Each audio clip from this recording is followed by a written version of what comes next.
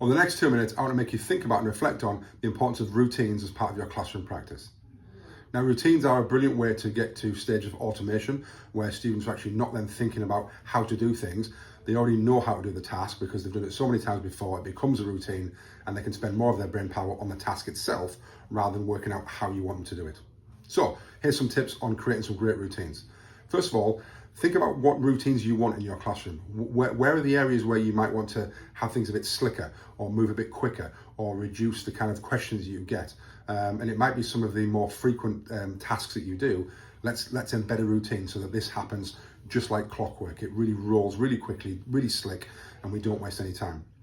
Secondly then, once you've decided what those routines are going to be, is to name it, right? Naming a routine is really, really crucial because what then you do is when you want that routine to happen, you just call the name out. We're now going to do end and send. We're now going to do meet and greet. We're now going to do whatever it is. Rather than having to then say, and I want you to do this, because in any routine, there's probably about 7 or 8 different stages to it, but you wrap it all up as one routine. So by naming it and calling it out, you can get to that a lot quicker and it becomes a lot more efficient and effective.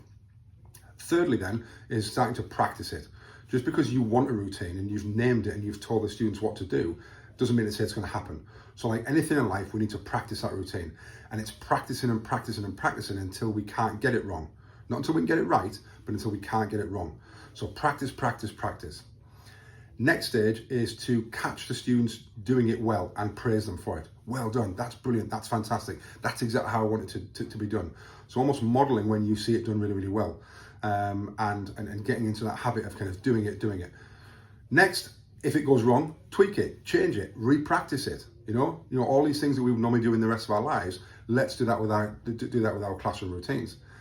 And then finally, once you've got that and you know what your routines are, actually talking to your students about the importance of routines and actually why we're doing this, and actually the fact that it's going to make it a lot quicker. It's going to reduce their need to think about things. They're going to be able to spend more of their brain power on the activity themselves. Letting students into that and understanding why we do routines is really, really useful. And then just continually refining, tweaking, changing, and using those routines as a core part of your teaching, because it'll suddenly start to make things a lot easier, a lot slicker, a lot quicker, and you're going to be able to spend more of your time on the more important things rather than the things that sometimes drive you crazy.